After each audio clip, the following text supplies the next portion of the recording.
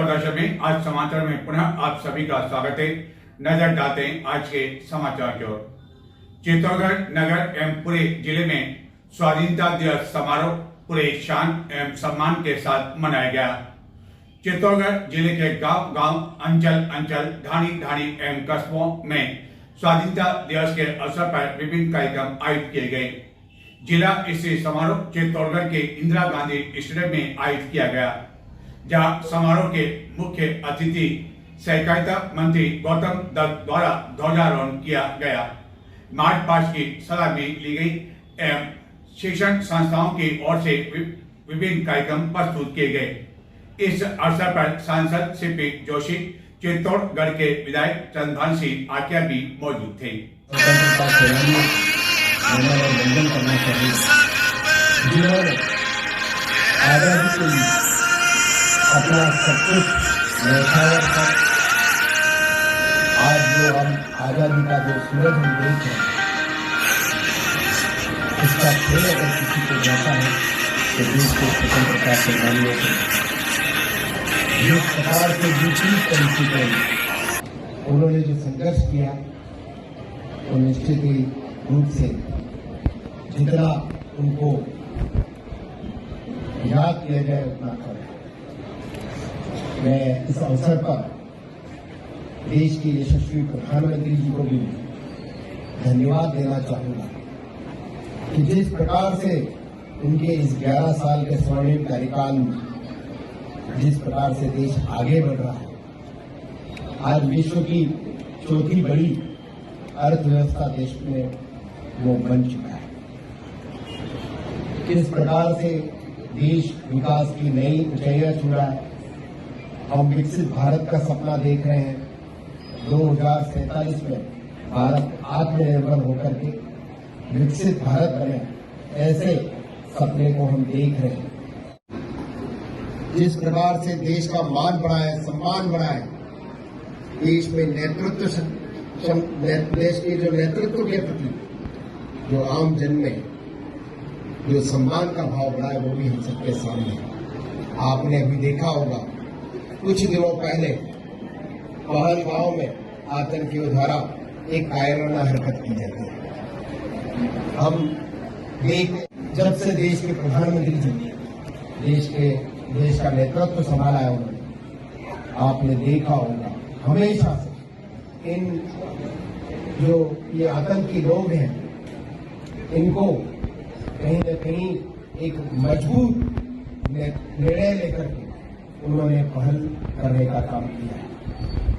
आदरणीय प्रधानमंत्री जी ने इस घटना के बाद जो उन्होंने बिहार में अपने उद्बोधन में कहा था कि हम आतंकवादियों को जमी दोष करेंगे, देश की सेनाओं ने, मैं प्रणाम करना चाहूंगी देश की सेनाओं को कि उन्होंने जिस प्रकार से दुश्मन देश में घुस करके उन आतंकवादियों को इस ऑपरेशन सिंदूर के माध्यम से जिस प्रकार से नेस्तानाबूद करने का काम किया है, जमींदोज करने का काम किया है, वो हम सबके सामने है। मेरा आप सबसे आग्रह देश की सेना के लिए, हमारे मजबूत नेतृत्व के लिए जोरदार तालियां बजा करके उनका सम्मान करें। तालियों से हमारे देश के भविष्य। स्वाधीनता दिवस का जिला स्तरीय समारोह चित्तौड़गढ़ के इंदिरा गांधी स्टेडियम में शुक्रवार को आयोजित किया गया। इस अवसर पर समारोह के मुख्य अतिथि के रूप में बड़ी सादरी के विधायक एवं सहकारिता मंत्री गौतम दत्त ने ध्वजारोहण किया, मिली जुली परेड का निरीक्षण किया एवं उसके पश्चात मार्च पास्ट की सलामी ली। इस अवसर पर विभिन्न शिक्षण संस्थाओं की ओर से व्यायाम प्रदर्शन, बालिकाओं की ओर से आकर्षक सांस्कृतिक कार्यक्रम प्रस्तुत किया गया। निजी शिक्षण संस्थाओं की ओर से भी आकर्षक कार्यक्रम की प्रस्तुति दी गई। हालांकि समारोह में आम जन की उपस्थिति जितनी होनी चाहिए उसकी कभी अवश्य देखने को मिली। समारोह में चित्तौड़गढ़ के सांसद, चित्तौड़गढ़ के विधायक, प्रशासनिक एवं पुलिस अधिकारी मौजूद थे। इसी तरह जिले के अन्य स्थानों पर भी स्वाधीनता दिवस समारोह विभिन्न आयोजनों के साथ मनाया गया, जहाँ की कई कार्यक्रम आयोजित किए गए। गांव-गांव में दिन भर स्वाधीनता दिवस के उपलक्ष्य में विभिन्न कार्यक्रम की धूम रही। हालांकि यह समारोह संपन्न होने के पश्चात दोपहर में हुई बारिश के कारण जिले में कई स्थानों पर स्वाधीनता दिवस के अन्य समारोह को लेकर कुछ व्यवधान भी पड़ा, लेकिन इसके बावजूद लोगों ने आज़ादी का जश्न पूरे उत्साह एवं उमंग के साथ मनाया। घर घर तिरंगा अभियान के तहत अधिकांश लोगों ने अपने घरों पर पूरी शान आन बान के साथ ध्वज लहराया एवं अन्य कार्यक्रम भी इस अवसर पर शहीद स्मारक चित्तौड़गढ़ में भी आयोजित किए गए। गत कई दिनों से गर्मी एवं उमस का सामना कर रहे लोगों को शुक्रवार को चित्तौड़गढ़ में हुई बारिश से काफी अधिक राहत मिली एवं इस बारिश के कारण कई स्थानों पर सड़कें जलमग्न हो गई एवं जनजीवन पर भी इसका असर पड़ा।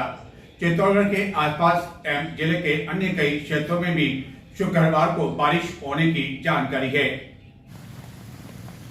चित्तौड़गढ़ नगर एवं जिले में अगस्त के महीने में भी लोगों को उमस एवं गर्मी का सामना करना पड़ रहा है, जबकि अमूमन अगस्त के पहले पखवाड़े में कई लोग बारिश के मौसम में पंखे एवं एसी का उपयोग नहीं करते हैं।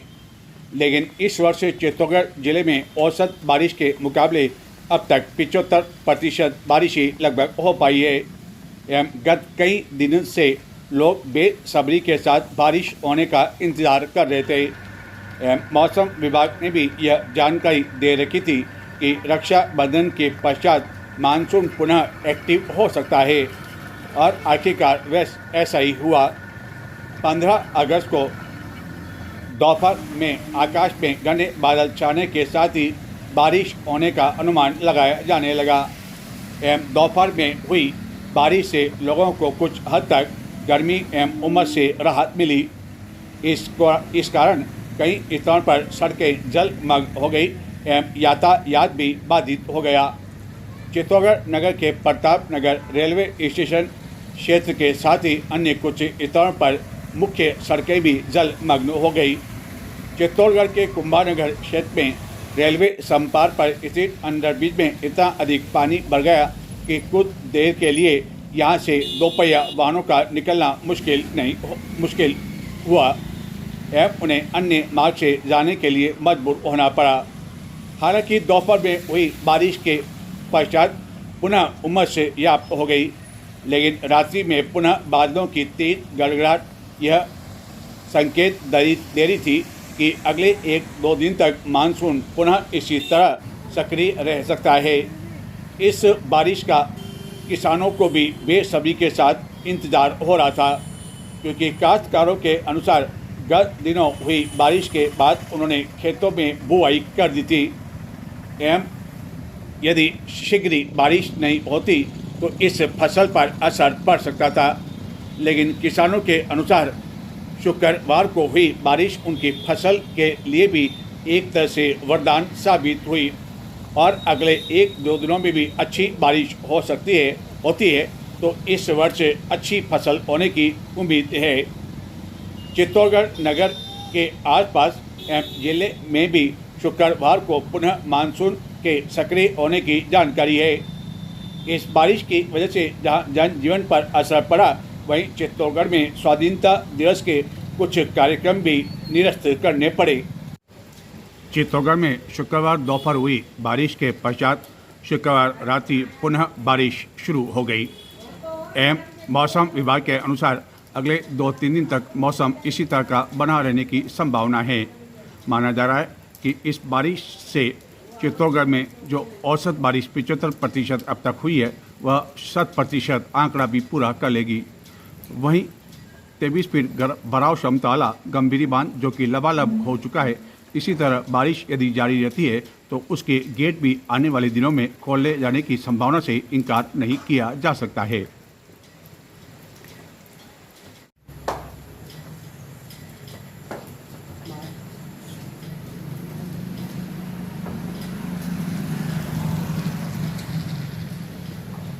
जिले के राजपीठ थाना क्षेत्र में गत 9 अगस्त को कुछ लोगों द्वारा कालबेलिया जाति के 2 युवकों के साथ मारपीट किए जाने के बाद अगले दिन कुछ लोगों द्वारा एक व्यक्ति के घर में आगजनी की घटना की गई, जिसके बाद राजमी पुलिस थाने में मामला दर्ज करवा दिया गया। लेकिन आरोप है कि पुलिस द्वारा अब तक कोई कार्रवाई नहीं की गई, जिसको लेकर शुक्रवार को घुमंतु जाति के लोगों ने कलेक्ट्रेट में प्रदर्शन किया एवं सांकेतिक धरना भी दिया, जिनका कहना है कि यदि शीघ्र अभियुक्तों को गिरफ्तार नहीं किया जाता है तो उनके द्वारा अनिश्चितकालीन धरना दिया जाएगा। चित्तौड़गढ़ जिले के राजमी थाना क्षेत्र में गत 10 अगस्त को एक कालबेलिया के घर में आगजनी करने के साथ ही उसकी मोटरसाइकिल को कुछ लोगों द्वारा आग के हवाले कर दिया एवं गत कई समय से कालबेलिया जाति के लोग यहां पर निवास कर रहे थे। इस घटना को लेकर राजमी पुलिस थाना में मामला भी दर्ज करवाया जा चुका है, लेकिन अब तक कार्रवाई नहीं होने पर घुमंतु जाति के कई लोग चित्तौड़गढ़ पहुंचे। यहां पर निवास करने वाले लोगों का आरोप है कि 10 अगस्त से एक दिन पहले 9 अगस्त को रक्षाबंधन के दिन कालबेलिया परिवार के 2 युवक मोटरसाइकिल पर जब दूध लेने जा रहे थे तो कुछ लोगों ने अनावश्यक उन्हें टोका और उस दौरान कुछ बहस भी दोनों के बीच में हो गई थी, जिसके बाद 10 अगस्त को कुछ लोग उनके बस्ती में आए एवं आगजनी की इस घटना को अंजाम दिया, लेकिन इसके बावजूद पुलिस किसी तरह की कोई कार्रवाई नहीं कर रही है। अत्याचार हाँ रतन जी, क्या पूरा मामला क्या है? मामला श्रीमान बड़ी घटना है और बहुत बड़ी दुख की बात है। राखी 9 तारीख को थी। राखी के दिन शाम को 8 बजे 2 बच्चे, नाबालिग बच्चे दूध लेने के लिए मोटरसाइकिल पर बैठ के गए थे। वहां जाने पर कुछ लोग बैठे थे। कहाँ की घटना है? ये समरे वालों का खेड़ा, रासमी थाना क्षेत्र में समरे वालों का खेड़ा है, जहां हमारी 7 से 8 घरों कालबेलिया समाज की बस्ती है और अगले 100 वर्ष से निवास करते हैं। राखी के दिन शाम को 8 बजे हमारे बच्चे सार्वजनिक दुकान के ऊपर दूध लेने गए थे, मगर कुछ लोगों ने कहा कि तुम कालबेलिया हो, तुम्हारी औकात में रहो और तुम्हें मोटरसाइकिल पर कैसे बैठ के, यहाँ गाड़ी पे बैठ के हमारे सामने से कैसे निकल गए। ऐसे करके हमारे लोगों के साथ मारपीट की। लड़के वहां से अपना जीव बचा के हमारे डेरे में आ गए, हमारी बस्ती में आ गए। वहां 10-15 मिनट के बाद गांव के करीब 100-200 लोग मिलकर धाड़ की धाड़ बस्ती पर आए और आते ही उन्होंने मारपीट चालू कर दी। कुछ हमारे जो लोग थे, इंसान थे, जो जेंट्स थे, वो अपना जीव छुड़ा के वहां से भाग गए और महिलाएं वहां घरों में घुस गई।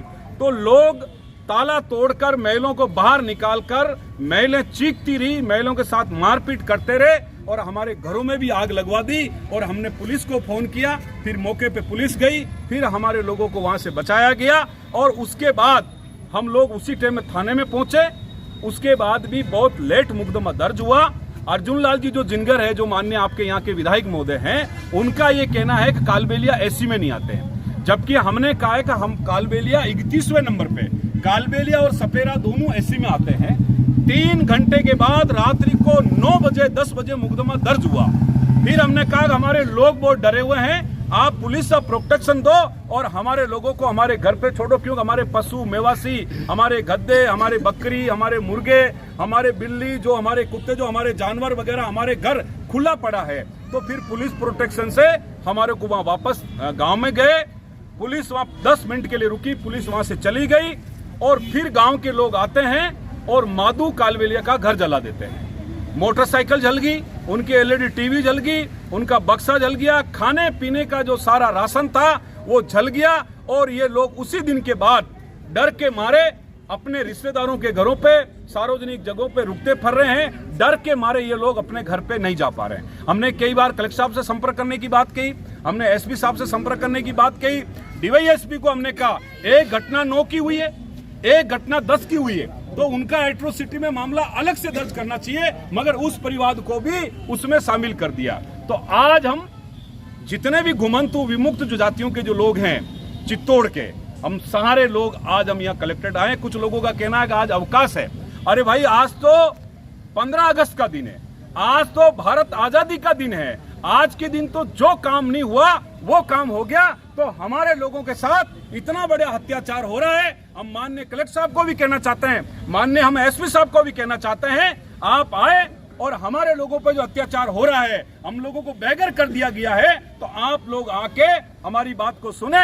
अन्यथा नहीं है तो अभी तो सांकेतिक धरना है, नहीं तो समस्त लोग हम भूख हड़ताल पर यहीं बैठेंगे जब तक हमें न्याय नहीं मिलेगा, जब तक उनको गिरफ्तार नहीं करे, जब तक हमारे लोगों को मुआवजा नहीं मिले, जब तक इनका घर जलाया उनको वापस घर नहीं बने, और जब तक हमारे लोगों को न्याय नहीं मिलता है तब तक हम यहां से छोड़ के जाने वाले नहीं है। चाहे पुलिस हमें जेल में डाल दे, चाहे हमें कितना भी कर ले, मगर हम लोग यहां से अब हटने वाले नहीं है। मेरा